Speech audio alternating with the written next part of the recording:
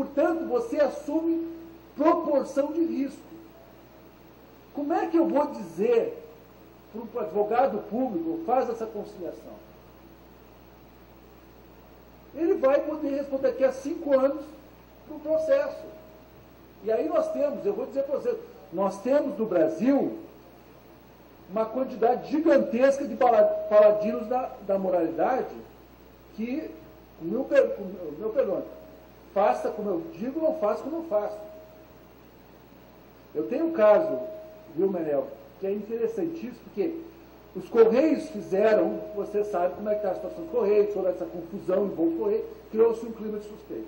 Aí o Correio faz um concurso, e olha que ele tem déficit de pessoal, ele abre 5.000 vagas para trabalhar no Correio. Se inscrevem 1 milhão de pessoas. 1 milhão de pessoas. Vai lá, paga uma taxa, recebe, faz um curso de formação, entra nos cursinhos, se prepara, etc. Aí vem o senhor, Sua Excelência, Ministério Público, entra com ação. A discussão era, não é possível continuar esse contrato, esse concurso, porque os Correios contratou a Cesar Rio com dispensa de licitação. E não poderia fazê-lo. Precisava fazer uma licitação. Havia concorrência. O que conceitualmente é complicado, porque dispensa de licitação é diferente de visibilidade. Dispensa de licitação são situações que há concorrência, mas a lei autoriza uma contratação direta. Pois bem, o juiz deu a liminar, suspendeu, o Correio teve que cancelar. Quando foi cassada a liminar, já tinha passado muito tempo, o Correio teve que cancelar o concurso, prejudicando 1 milhão de pessoas que gastaram, botaram o seu dinheiro, muitas pessoas carentes, que não tinham nem dinheiro, botaram para fazer o curso. Essas não importam. Mas eu tive uma curiosidade particular, porque tanto o Ministério Público quanto a Justiça Federal estavam fazendo concursos públicos. E eu fui ver quem estavam fazendo e como é que foram contratados. Os 2 casos foram contratados com dispensa de licitação. Como não podia ser diferente? Ora, isso é um absurdo. Isso é um escândalo. Porque nós prejudicamos 1 milhão de pessoas. Não o Correio que está prejudicado. Esse vira. Nós prejudicamos 1 milhão de pessoas que botaram dinheiro pessoalmente para fazer o concurso e foram prejudicados na lógica do Paladino. Então, eu digo para vocês que é necessário mudar essa realidade comportamental. Eu acho que existe, não só acho, existe um esforço enorme da administração pública e do governo para o combate à corrupção, melhores instrumentos de controle, maior transparência. O Poder Executivo hoje é a área de administração mais transparente do país, deste país, Poder Executivo Federal. Nós temos um portal transparente. Aliás, muitas críticas vêm por informações que o próprio Poder Executivo dá. Né? Agora, é necessário que esse combate não jogue a criança fora. E está jogando a criança fora. Porque o Estado, o administrador público, o agente público, fica com receio de tomar uma decisão. Fica com receio de assumir o risco que ele tem que assumir. Porque ele é pago para assumir risco. E isso vale, evidentemente, o que eu chamo da conciliação. Nós, no nome da AGU, temos feito um esforço enorme nesse processo de conciliação.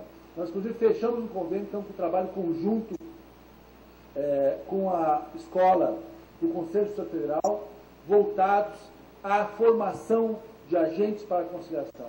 E eu pretendo ainda, na minha gestão, chegar ao momento de colocar metas de conciliação, como instrumento de efetivação de justiça.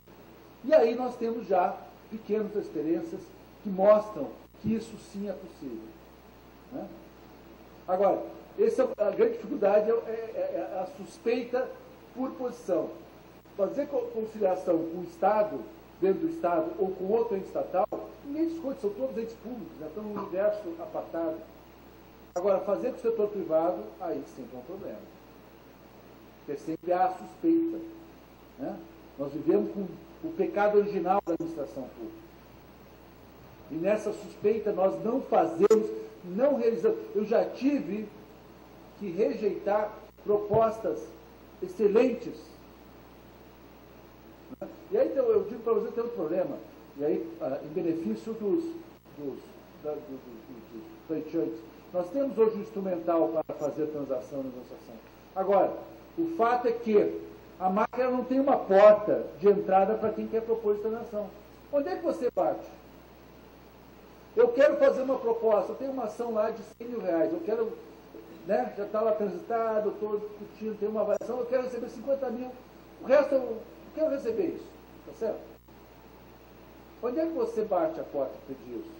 Você não tem uma porta definida. Pode bater no agil, não vai ter essa coisa. Né?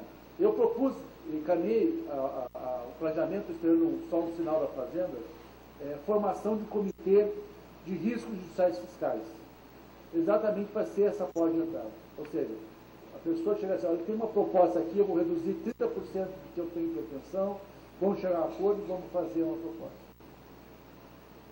Isso é muito razoável e possível. Agora, é uma mudança comportamental que tem que ser introduzida e incorporada. Né? E não é nem o volume de dinheiro. Nós, nas conciliações internas dentro do Estado, nós já eliminamos, pusemos só 2 bilhões de reais, mediante conciliação, com o Estado de São Paulo, o Estado de Minas, o município de São Paulo, Estado do Rio de Janeiro, envolvendo a Agência Nacional de Petróleo, e assim sucessivamente. Então não é esse o elemento de risco, não é o volume, é exatamente a ausência dessa cultura.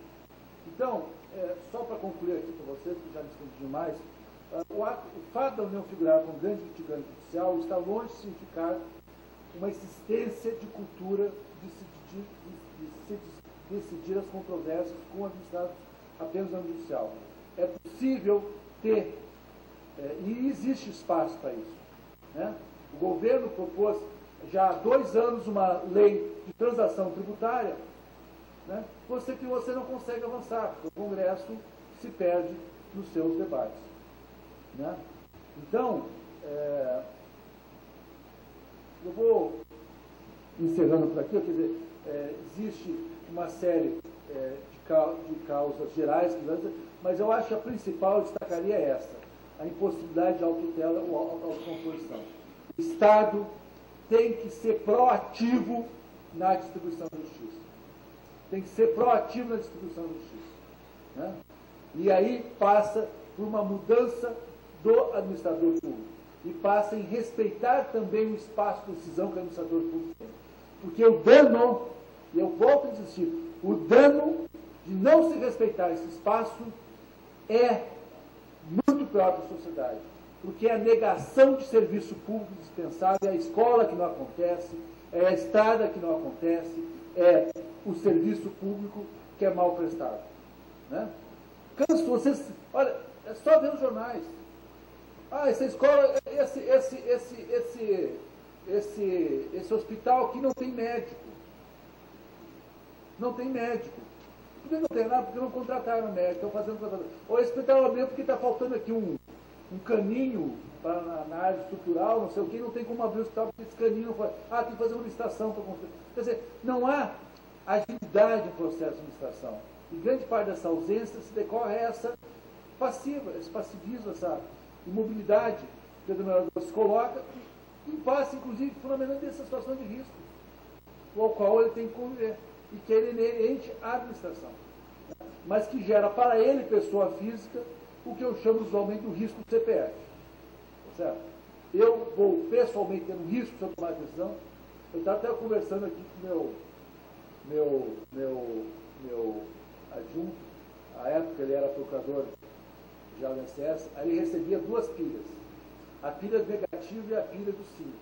A pilha negativa assinava assim, tchá, tchá, tchá, tchá, tchá, tchá. A do sim, vamos olhar direitinho isso aí. Será que é assim mesmo? Porque ninguém é punido por dizer não. Não vou pagar isso. Não vou fazer, não. Quem que é punido? Me ache um. Agora, sim, tem casos de corrupção, mas tem muitas punições, tem muitas acusações, e eu quero ver, eu desafio um dia de pegar esse volume de ação de probidade que são propostas, ver quantas foram procedentes, quantas ações de fato foram procedentes. Esses procedimentos, essa lógica de colocar o Estado, a administração pública, numa situação de risco constante e, portanto, com isso, impor uma visão jurídica sobre a situação, é algo que nós não podemos aceitar. Né?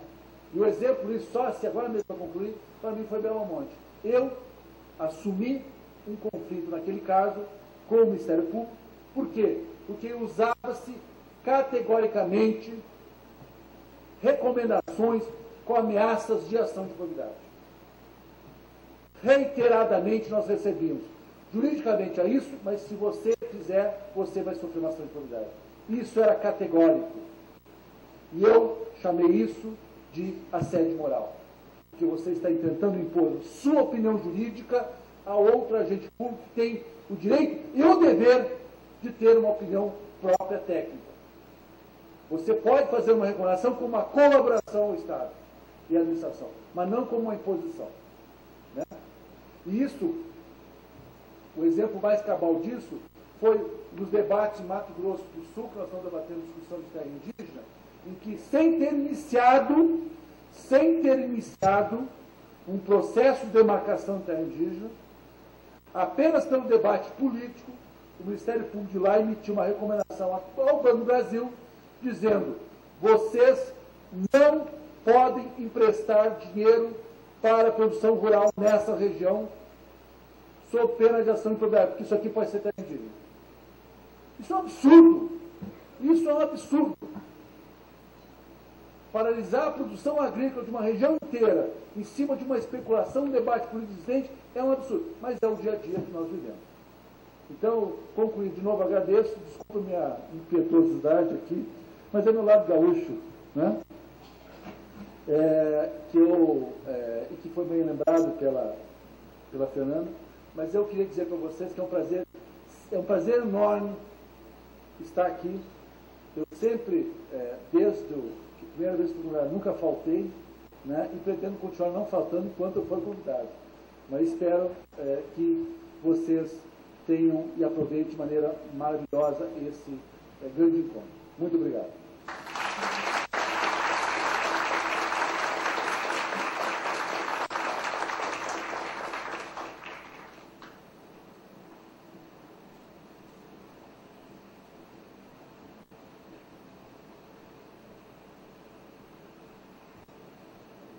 Bom, depois de ouvirmos a brilhante palestra do ministro Luiz Inácio Adams, e antes de encerrar esse evento, esse painel, eu gostaria de novamente enaltecer essa iniciativa do Instituto Pernambucano de Estudos Tributários, particularmente que eu considero, vou dizer assim, um momento feliz em que esse evento está acontecendo, embora eu vou falar que ele acontece no momento em que nós estamos vivendo os efeitos de uma crise internacional, né? Então, uma crise fiscal decorrente ou irradiada a partir das economias centrais e que nós estamos vivenciando no nosso dia a dia. E acredito, não participei das salas de debate, das discussões, mas me parece que muito desse tema tem a ver com esse momento, né, que é significativo, que permite a gente vivenciar os fatos, que a gente presencia a presença do Estado acionando mecanismos fiscais, mecanismos tributários,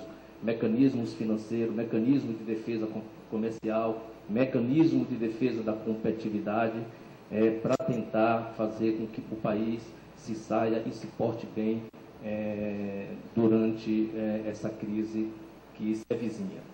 Então, a gente tem a oportunidade acredito, de muitas dessas medidas que foram adotadas, que tem reflexo no direito tributário e tem reflexo no direito financeiro. Acredito que muitos desses aspectos foram discutidos ao longo deste seminário, mesmo porque a gente já faz sentir, o governo já sente as manifestações em torno das medidas que foram adotadas, que naturalmente não atinge a todos de uma mesma maneira. Gostaria de destacar, e aqui aproveitando as palavras do ministro Luiz Inácio Adams, né, os avanços que a administração tributária, que a Receita Tributária, tem procurado fazer, particularmente em relação às questões de consulta.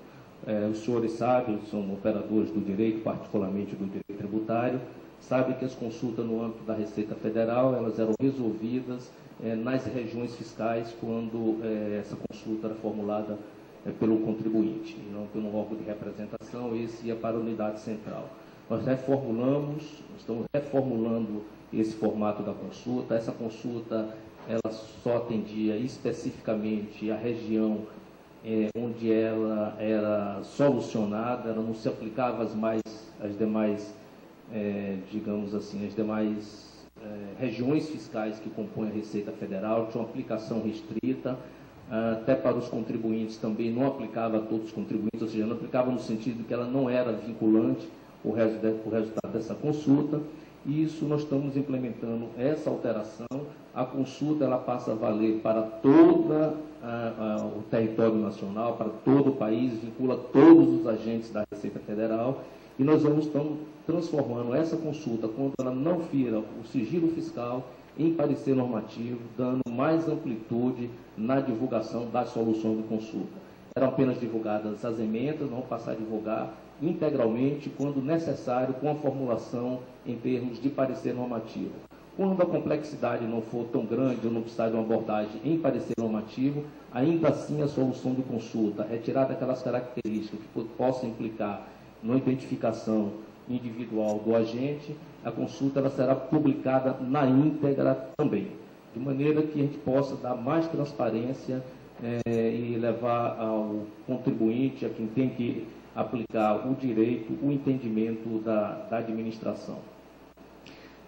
Também fizemos um convênio agora recente, essa semana, e estamos publicando toda a legislação ditada pela Receita Federal, no plano infralegal, no LEX-ML, fazendo com que a possibilidade de consulta, além dos mecanismos privados que já existem, das empresas que divulgam isso, também da tentativa de fazermos isso através do nosso sítio de uma maneira muito clara, estamos levando também para o LEX-ML, que é uma ferramenta dita a Google das leis, né, que se expande a cada dia, embora muito jovem, apenas com 2 anos, que o Prodazem está em produção com o LEX-ML, mas acreditamos que logo vai se transformar num instrumento de consulta muito forte, porque ele traz toda a legislação nos 3 níveis de governo e dos 3 poderes. Permite você ter uma amplitude muito grande em termos dessa consulta. E em breve também vamos disponibilizar para os contribuintes os regulamentos que pretendemos todos anotados, atualizados em tempo real. Nós temos defasagem muito grande em relação, por exemplo, ao imposto de renda das pessoas jurídicas, da contribuição social sobre o lucro, com mais de 10 anos de defasagem. Pretendemos que esses regulamentos, que todos os regulamentos estejam atualizados em tempo real e anotados com a legislação infralegal e disponibilizada para o contribuinte para consulta, né? Também eu sei que não é o papel do presidente, né, mas a gente vai se empolgando com essas coisas, né? E antes que a doutora Merielbe disse que o papel de presidente já está esgotado, eu gostaria de dizer também que estamos fazendo um esforço muito grande de melhoria e aperfeiçoamento da legislação tributária, e isso com um debate com o setor produtivo, com o setor privado, com os agentes públicos e os agentes privados de um modo geral. Ainda essa semana fizemos uma apresentação de uma proposição da modificação da legislação de preço de transferência, depois de receber sugestões, e na visão da administração tributária.